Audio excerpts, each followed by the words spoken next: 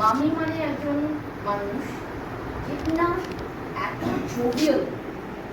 Jovial energetic একজন মহিলা ছিলেন। আমার মামি খুব অল্প বয়সে মারা গেছেন।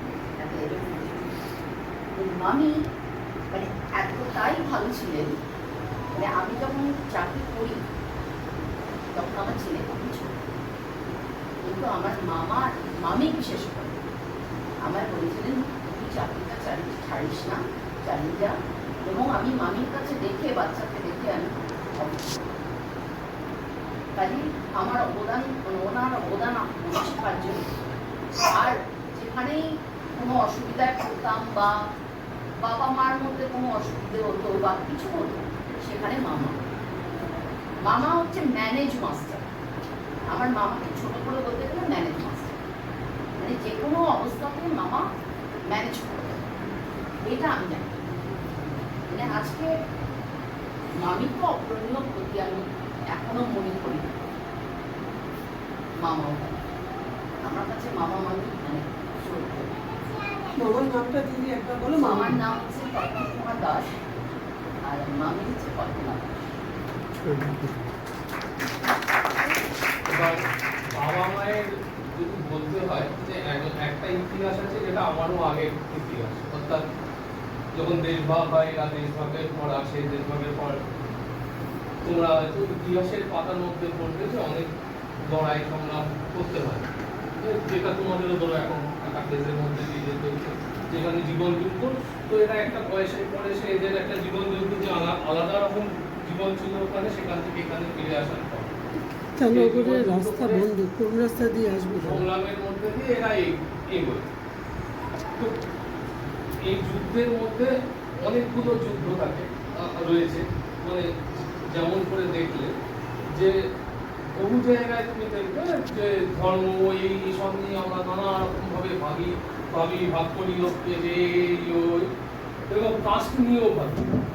তো আজকে যা ভাবি আগের যুগে আরো ভাবতাম বেশি। তখন এই ব্রাহ্মণ, এই অচ্যুত বা নতুন করে আবার লোকেদের মধ্যে চাকরি দেওয়ার চেষ্টা হচ্ছে যে তুমি মানুষ নও, তুমি ব্রাহ্মণ, আমি ক্ষত্রিয়, কি আমি ক্ষুদ্র, তোমার মধ্যে আমার তফাৎ, কিন্তু তফাৎ তো নেই। সেই প্রোগ্রেস কিন্তু এরা সেই যুগে দেখাতে পেরেছিল, কারণ সেই যুগে ব্রাহ্মণ অব্রাহ্মণের বিয়ে মানার ছিল না।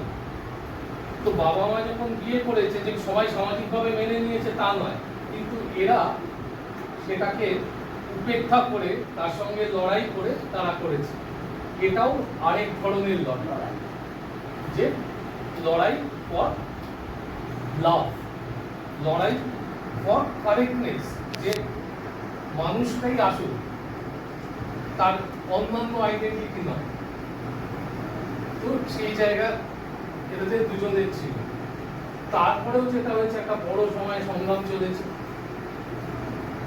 প্রাথমিক যে পেশায় ছিল সেই পেশায় ভীষণই সংগ্রাম চলেছে।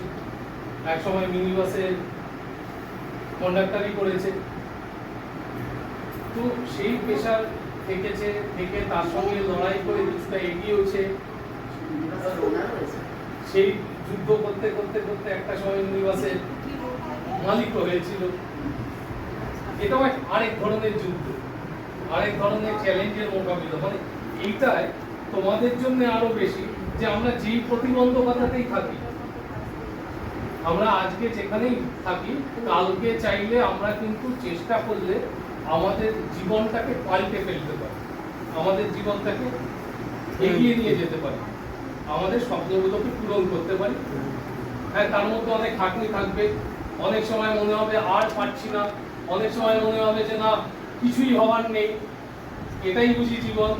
কিন্তু সেইগুলোকে আমরা যদি উপেক্ষা করে দাঁতে দাঁত চেপে লড়াই করি, একদিন না একদিন তোমার নতুন ভোরে সূর্য ওঠে, একদিন না একদিন ওঠে, একদিন না একদিন তোমার প্রত্যেকে নিজের জায়গায় পৌঁছতে পারে। এবং আমিও যে এই জায়গায় পৌঁছেছি, সেই পৌঁছানো তো এদের জন্য।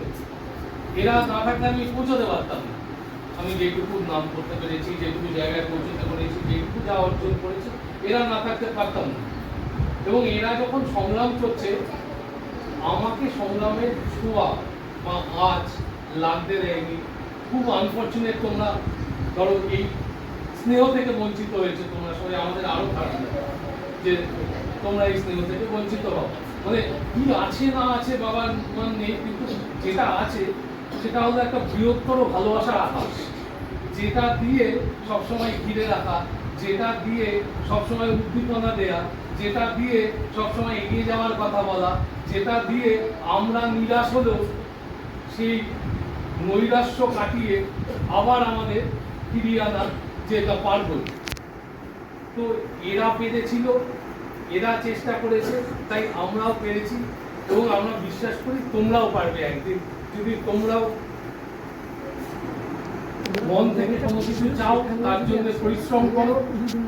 এবং সেই করবার ক্ষেত্রে যে যে বাধাগুলো আছে, সেই বাধাগুলোর ভয় না পেয়ে তোমরা এগিয়ে যাও, তোমরাও একদিন পারবে। এইটুকুই আমার কথা। ধন্যবাদ, ধন্যবাদ।